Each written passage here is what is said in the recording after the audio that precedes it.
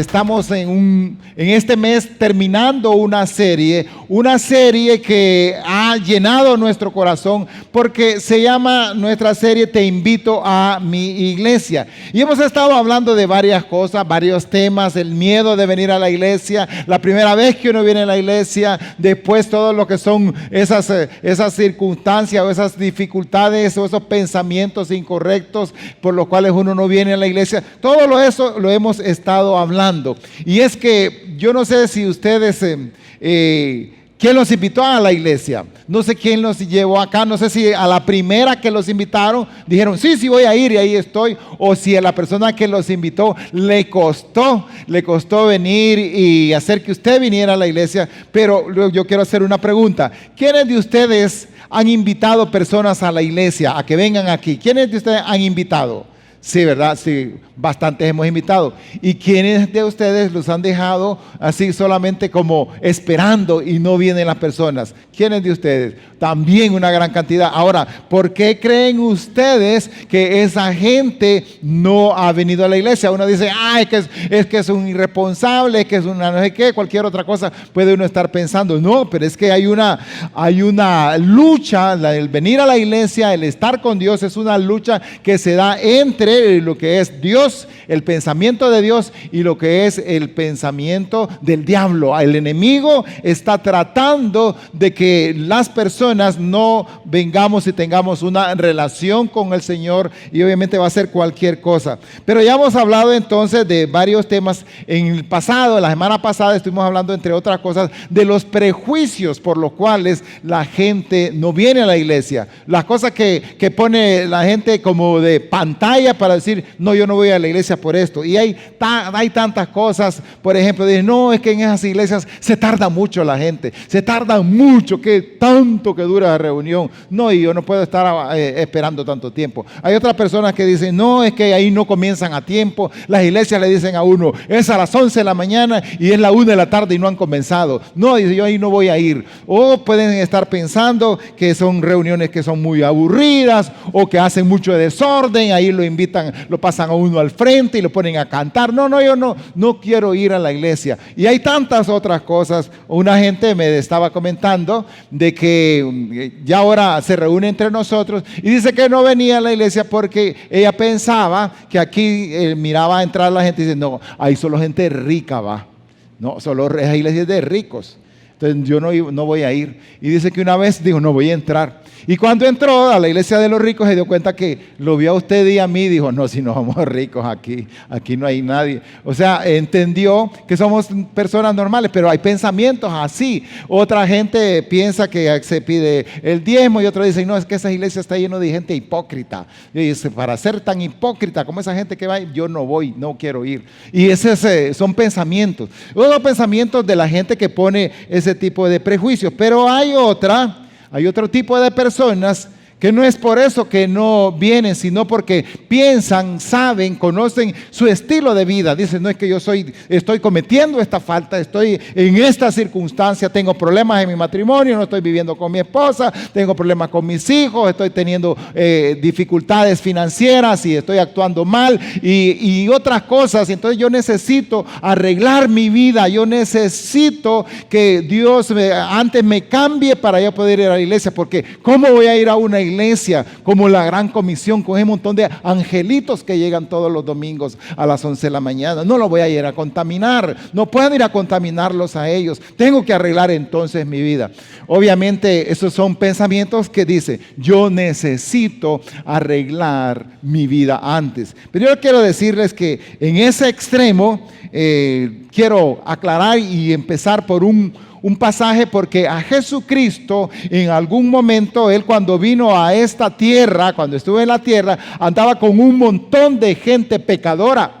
Andaba con un montón de personas. Ahí con él andaban unas que habían sido prostitutas, otros que cobraban impuestos, que trabajaban en el gobierno y no hacían bien las cosas, que hacían un montón de gente. Dice, había un montón de gente pecadora. Y la gente buena, que vivía en esa zona, los fariseos decían, pero ¿cómo es posible? ¿Cómo es posible que tú vas a andar con ese montón de gente de pecadores, con gente mala, con esa gente bandida? ¿Cómo puedes relacionarte con ellos? Y Jesucristo, sabiendo que Él es Dios sabiendo lo que el plan que él tenía que venir a hacer, les habla, y en un pasaje en Lucas 5:32 le dice: yo no he venido a llamar a los justos, sino a los pecadores. Yo no he venido, la razón por la cual vino él a esta tierra no fue por la gente buena, que no hay nadie, dice la palabra, no hay nadie que sea bueno. Así que si alguien afuera dice: no, es que yo soy bueno, no hay nadie bueno. Todos necesitamos del Señor. Y Él dijo en su palabra que Él no venía aquí a este mundo por los que son buenos. Dice: no he venido a llamar a los justos, sino a los pecadores.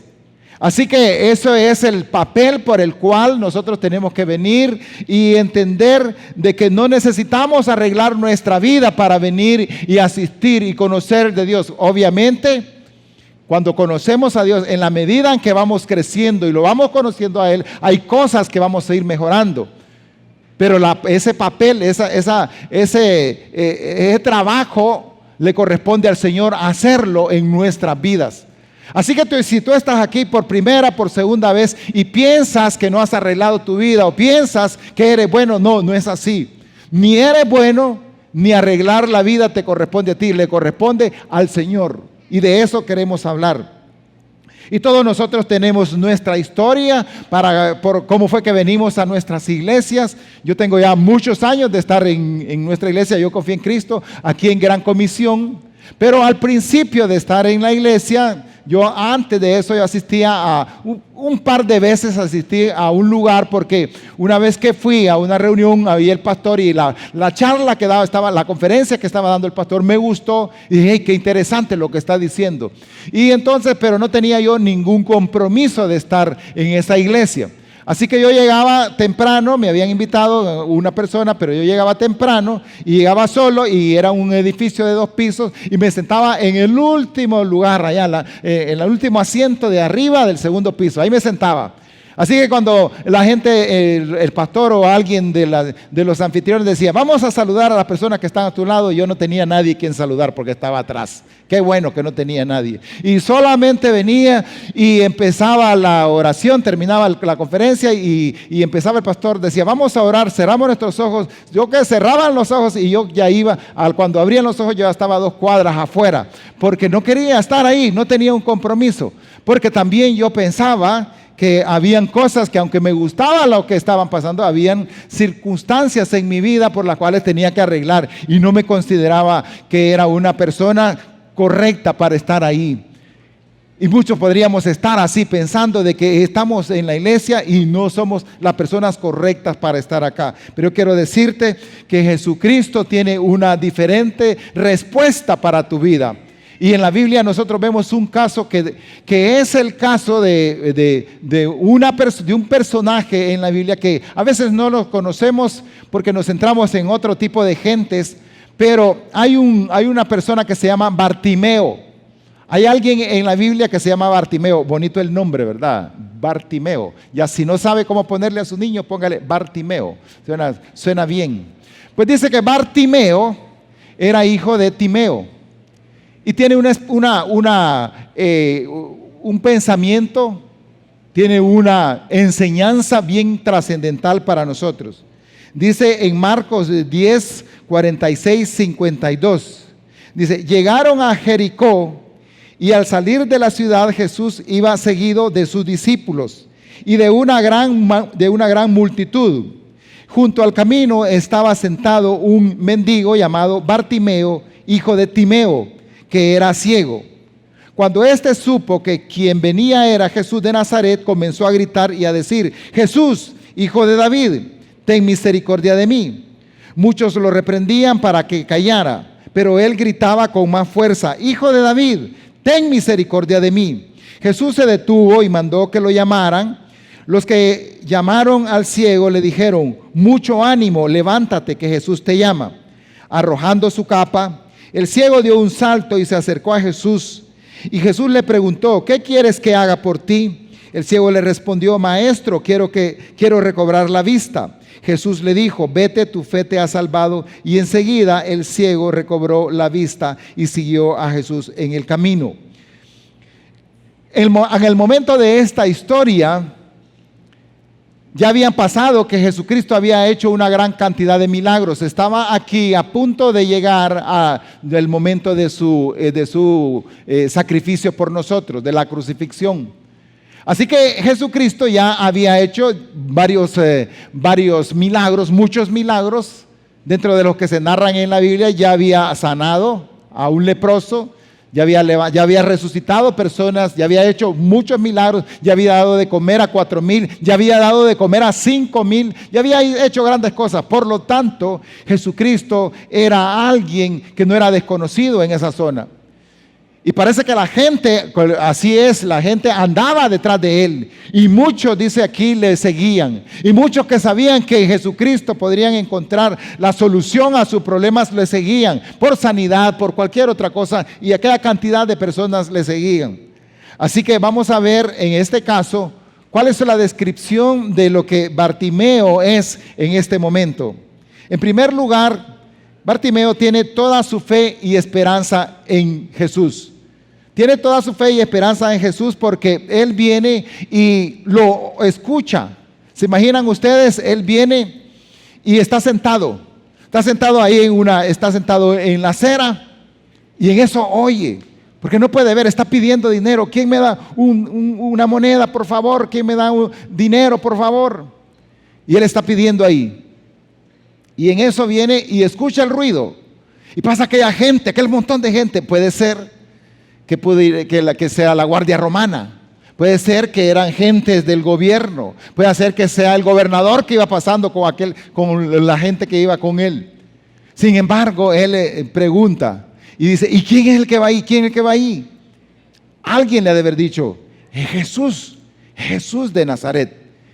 Y cuando él escucha eso, él viene y pega el grito y le dice, Jesús, hijo de David, ten misericordia de mí. Fíjese que es bien interesante porque él dice, Jesús, hijo de David, ten misericordia de mí. Toda su fe estaba esperanzada en él. Después de eso, la gente viene y el segundo punto es que las personas pretenden callarlo, pero él no se deja. Y le decían, cállese, cállate. Y él seguía, Jesús, hijo de David, ten misericordia de mí. Él nunca se detuvo, porque sabía quién era la persona que iba ahí, quién era la persona que iba caminando. Muchos de nosotros en algunos momentos, cuando hay alguna voz que nos dice, hey, deja de estar insistiendo, y nos callamos. Pero en este caso, él sabía, él tenía toda su fe y esperanza en él. Y obviamente, él hablaba, él gritó, porque pretendían callarlo. También él viene y se animó con las palabras del Señor. Él se anima cuando más adelante vienen y le empiezan y le comunican, le dicen que Jesucristo quiere hablar con él. Él se anima. Y cuando le dicen, tienes que venir con él, él tiene una respuesta inmediata. Él inmediatamente suelta su capa, se va y dice, aquí estoy. Es una respuesta inmediata. Porque él sabía, todo esto va ocurriendo porque él sabía quién era Jesús. Él sabía lo que significaba para él, para su vida. Él sabía lo que quería. Él sabía lo que quería. Le dice, ¿qué es lo que quieres? ¿Qué quieres que yo haga? Dice, quiero ver. Yo quiero aprender a ver. Y pudo pedir muchas cosas, pero él dijo, yo necesito ver. Y cuando se dice ver, es que él necesitaba ver espiritualmente. No solamente físicamente, sino en el espíritu. Él necesitaba aprender a ver. Y después de que aprendió a ver, entonces la respuesta que él hace es, se pone de pie, se para y entonces no se va para otro lado, sino que él decide seguir a Jesús. Todo esto es las características que nosotros podemos ver en Bartimeo. Pero hay dos cosas que obviamente no las podemos dejar por un lado, porque son, en primer lugar, su ceguera, era ciego, pero también tenía otra característica que a nadie le gusta, era persona bien pobre. Había mucha pobreza en él. No tenía quien más por él. Por eso es que estaba pidiendo. Hay muchas personas que pueden ser ciegos, pero tienen en su casa quien les tenga. Él no tenía y estaba pidiendo, tenía esa necesidad. Pero cuando se habla de la ceguera, muchos de nosotros podríamos pensar, bueno, él era ciego y era pobre, pero cuando se nos ve a nosotros, yo te quiero decir que cuando no estamos en Cristo, somos también ciegos y somos pobres. Podemos estar viniendo aún en la iglesia, podemos ser parte de estar viniendo a la iglesia y aún así ser ciegos. Porque la ceguera no solamente es poder ver, sino interpretar lo que Dios nos puede decir. Y cuando nosotros venimos y no entendemos las cosas de Dios, cuando los principios de Dios no están claros en nuestra vida, cuando las decisiones que nosotros hacemos y tomamos no son las decisiones que Dios nos manda en nuestra vida, entonces lo que nos dice aquí es que también somos ciegos. Y podemos estar asistiendo, siendo miembros de un lugar, pero siendo ciegos. Siendo ciegos porque para ver las cosas como Dios le ve, se necesita la claridad espiritual. Y también podemos ser pobres. Podemos ser pobres no solamente en pobreza física, sino en pobreza espiritual. Cuando nosotros venimos y somos personas que no estamos contentos con lo que tenemos, cuando nosotros venimos y somos personas que tenemos amargura contra alguien, somos personas que nos deleitamos en ser personas que hacemos el mal, eso se llama ser pobre espiritual. Pues Dios nos manda ahora, y a través de esta analogía con Bartimeo, de que tenemos que dejar de ser esos ciegos y dejar de ser esos pobres. Es cierto que el ser humano muchas veces considera solamente los aspectos físicos de lo que podríamos estar viendo, pero aquí hay una enseñanza más profunda. Cuando nosotros somos iluminados por Dios, cuando Dios nos enseña, nos damos cuenta muchas veces de nuestra ceguera. Es que dice, yo antes pensaba así, pero porque yo era ciego, no miraba las cosas. Y en la Biblia el Señor en algún momento le dice a los fariseos que son ciegos guiando ciegos, porque muchos de nosotros sin ver queremos guiar. Y la única forma, el único medio, la única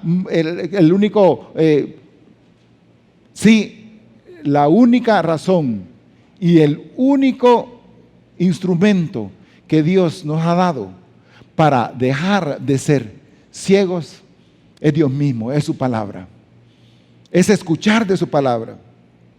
Así que vamos a ver entonces, en este caso, a Bartimeo, por qué él era un hombre que tenía esas características. ¿Cuál era el origen de su fe? ¿Por qué él tenía tanta fe? ¿Por qué él venía? ¿Era por su necesidad? No, había muchas cosas. El origen de la fe es entender dónde obtuvo su fe. ¿Por qué él era de ese tipo de pensamientos? Y el pensamiento es, obviamente, la historia. Él sabía de la historia del pueblo judío. Bartimeo era un judío, estaba ahí. Él sabía que habían pasado un montón de cosas. Él conocía el origen de la vida. Y sabía que en el origen de la vida habían pasado cosas con las cuales ellos tenían una repercusión en el momento en el cual él estaba viviendo. Dice en Juan 9:7, entonces le dijo, ve a lavarte en el estanque de Siloé, que significa enviado. El ciego fue, se lavó y al volver ya veía. Él era él, no. Él no fue, ese no era Bartimeo. Era un ciego que antes ya Jesucristo había sanado. Entonces él sabía de la historia. Él sabía que Jesucristo había sanado leprosos. Él sabía que había sanado a ese ciego de nacimiento. Y sabemos que él, Bartimeo, tenía esa fe sólida, no solamente por lo que miraba, sino porque él sabía que no era cualquier persona el que podía hacer esa clase de milagros. Y se fue entonces atrás a recordar lo que para los judíos era esa esperanza de un redentor que iba a venir a librarlos, a salvarlos de los pecados. Y entonces en Génesis 3:15 dice, yo pondré enemistad entre la mujer y tú, y entre tu descendencia y tu descendencia, y ella te herirá en la cabeza y tú le herirás en el talón. Esa es historia, Génesis, origen, el del pecado original. Ahí está Dios, está el diablo, la serpiente, la astuta, Adán y Eva. y hay esa rotura por el pecado. Y en ese momento viene y dice, yo pondré esa enemistad entre la mujer y tú, y es la enemistad entre el diablo y la humanidad. Y ahí en esa historia se nos dice que tendría que venir un redentor. Y que ese redentor, para quitar esos pecados, ese redentor para quitarnos los pecados, ahora nosotros, que iba a venir, tenía que venir del linaje de David. Y para ellos David era, en su historia, obviamente para nosotros también, es una persona que tiene y tuvo un gran corazón para Dios. Dice, no hay nadie que haya tenido el mejor corazón para Dios que David. Y David es un parámetro que se nos marca dentro de la genealogía de alguien que tuvo y que tenía ese poder redentor. Por eso es que cuando viene y va pasando Jesús, este ciego le dice, Jesús, hijo de David. Cuando le dice hijo de David, le está diciendo la historia más fuerte que podría escuchar a alguien. Le dice, Jesús, hijo de David, tú eres el redentor. Eso es lo que le estaba diciendo. Tú eres el redentor, eres el salvador de los pecados del pueblo, eres el redentor de los hombres. Y como eres esa personaje, ten misericordia de mí. Le está diciendo, no solo te digo Jesús, te digo que Jesús, tú eres Dios. Y como tú eres Dios, yo te pido que tengas misericordia de mí. Y aunque hubieron voces que vinieron y lo callaron, y lo callaban, él sabía que tenía que seguir implorando, porque él sabía que necesitaba cambiar su vida. De ahí es que viene el siguiente punto que recordar de que hay un grito de la fe, el grito de la fe de Bartimeo. ¿Qué es lo que hace cuando le dice, hijo de David, ten misericordia de mí? Probablemente Jesús estaba dando algún discurso, estaba hablando con las personas, era una gran cantidad que iba con él, levantaba polvo y todo lo demás, pero en ese ruido mucho más fuerte clamaba Bartimeo.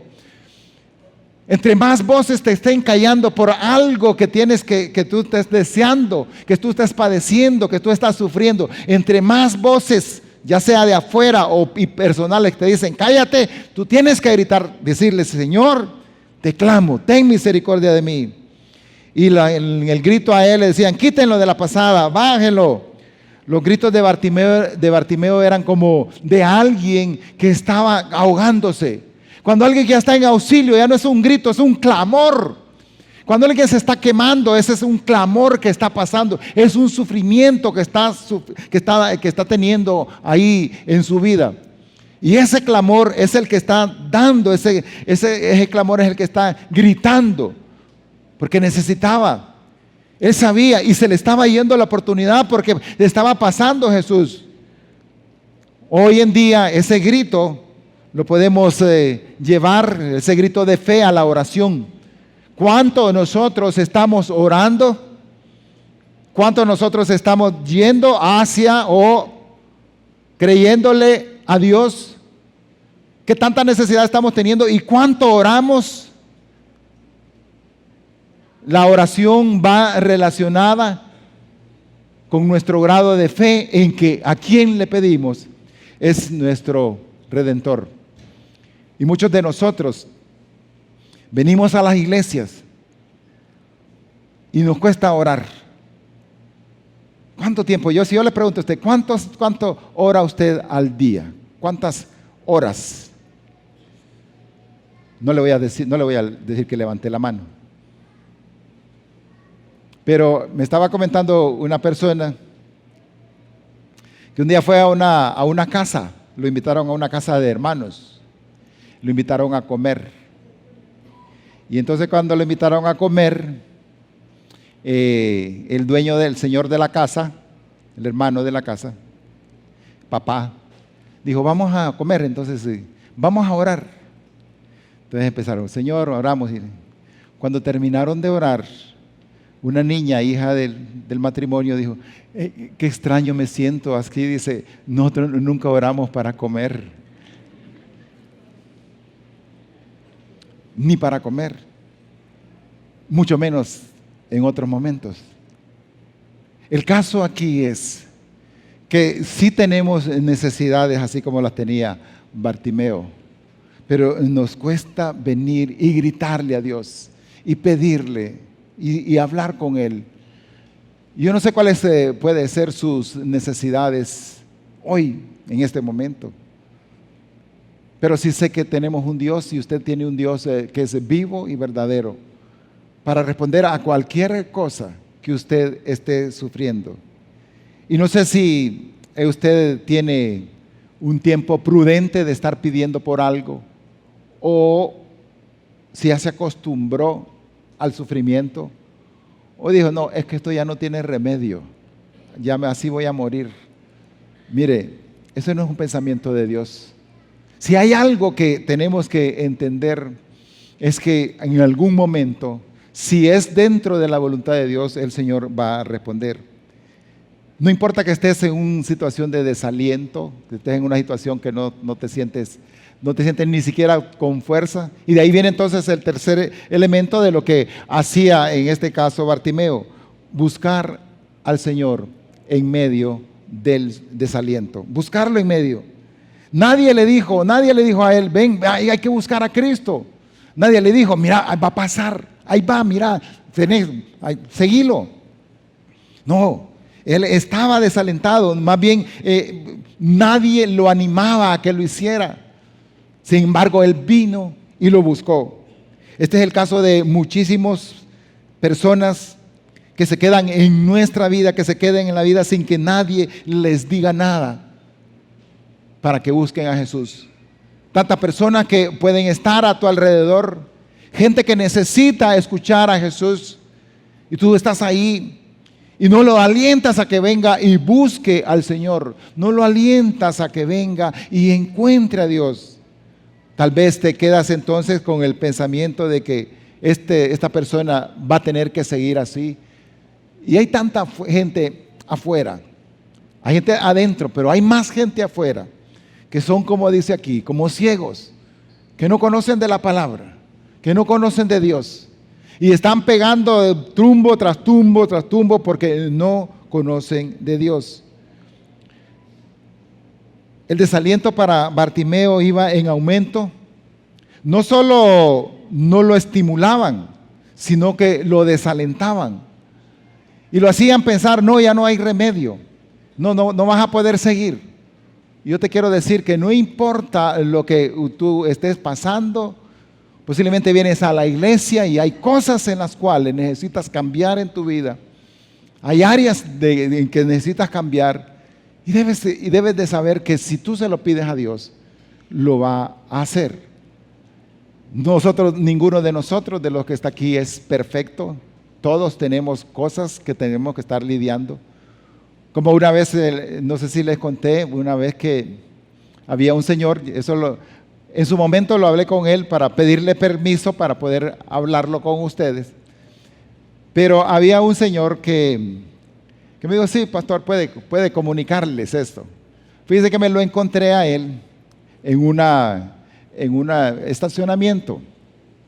Y estaba en el estacionamiento de un supermercado y yo también estaba ahí.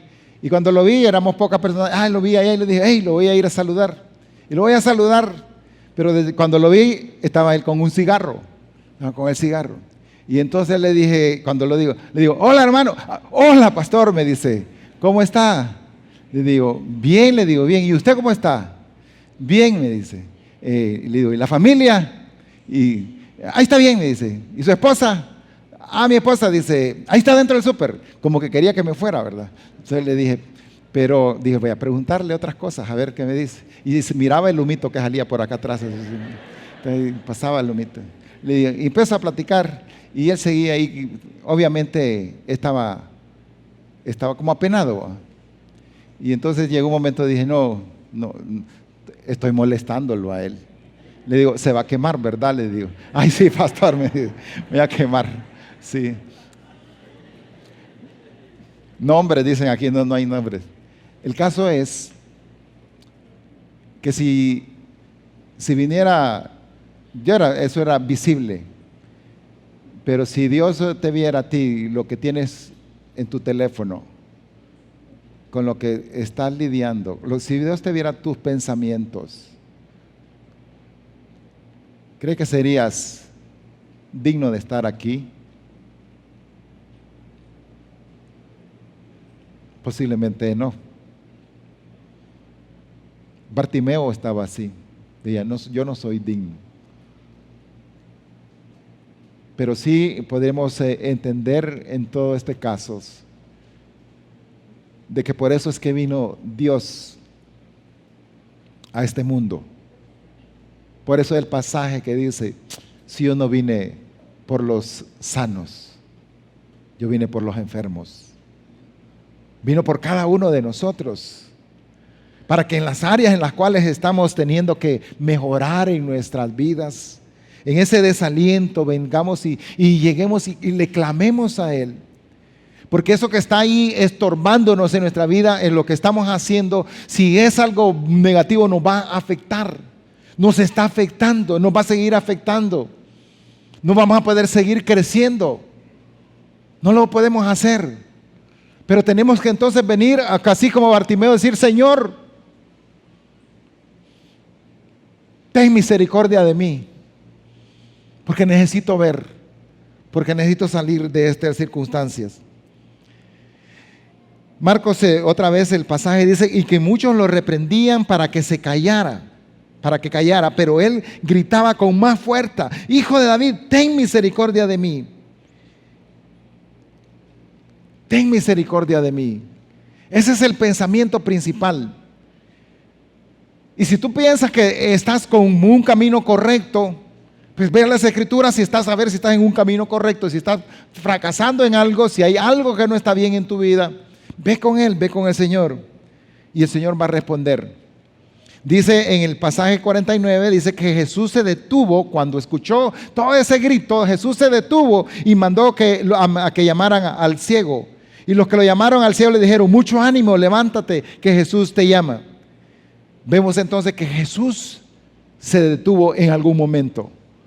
Tal vez ha estado orando y dice, yo creo que no hay esperanza para mí.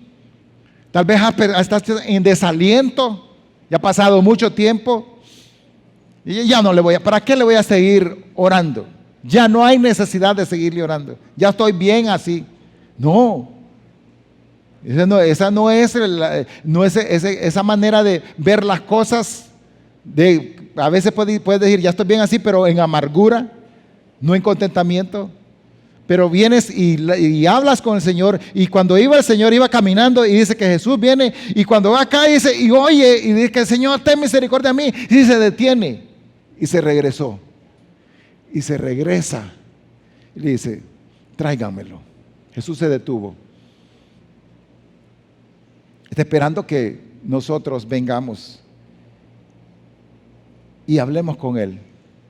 Ahora la pregunta es, ¿cómo reaccionas ante súplicas que aparentemente Dios no te ha escuchado o no te escucha? Dices, no, que ya llevo un mes, llevo 2 meses, llevo 5 meses y nada. Yo te animo a que no desmayes, a que sigas orando, a que sigas creyéndole a Dios que Él va a cambiar nuestra vida. Cuando aparentemente Dios no te responde, es porque Dios tiene un mejor plan a tu petición. Pero síguele pidiendo, porque tú no sabes cuál es ese plan. Tú no sabes qué es lo que Dios está pensando hacer.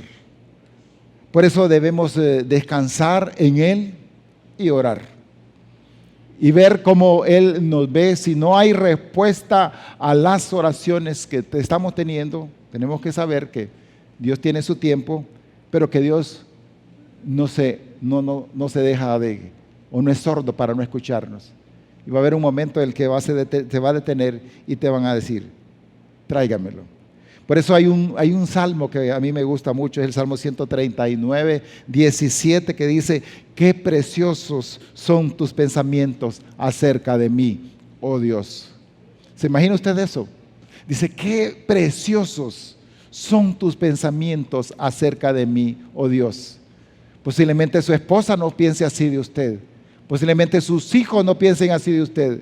Posiblemente sus amigos no piensen así de usted. Los pastores no piensan así de usted. Pero sí dice, qué preciosos son tus pensamientos de cerca de mí, oh Dios. Un encuentro con Jesús puede cambiar tu vida. Un encuentro real con Jesús puede cambiar tu historia. Por eso recuerda que ninguno es perfecto, tú no eres perfecto, pero en Jesucristo somos más que vencedores. Vamos a orar, vamos a ponernos de pie y vamos a agradecerle a Dios por este tiempo especial.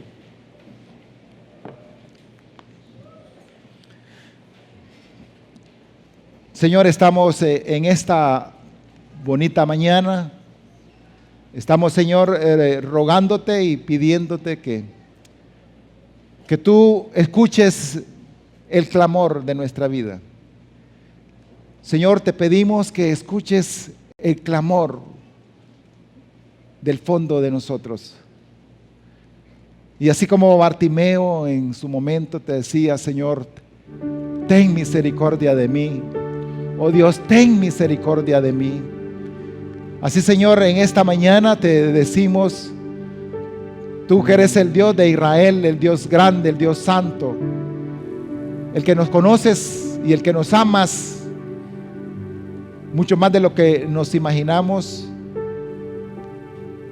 que desde el fondo de nuestro ser te pedimos que nos ayudes, que cambies, que modifiques nuestra manera de pensar y que podamos ya no ser ciegos espirituales, no ser pobres espirituales, sino que podamos ver esta vida como tú quieres que la veamos. Y Padre, en nuestras necesidades, en mi necesidad, te pido y no me cansaré de pedirte para que tú escuches la oración de alguien necesitado de ti. Señor, gracias por escucharnos, gracias por ser nuestro Dios, gracias por ser nuestro amparo y fortaleza en medio de cualquier tribulación. Señor, que nos convirtamos en personas de que estemos viendo y guiando a otros, invitando a la iglesia a otros, invitando a otros a conocerte a ti. En el nombre de Jesús oramos.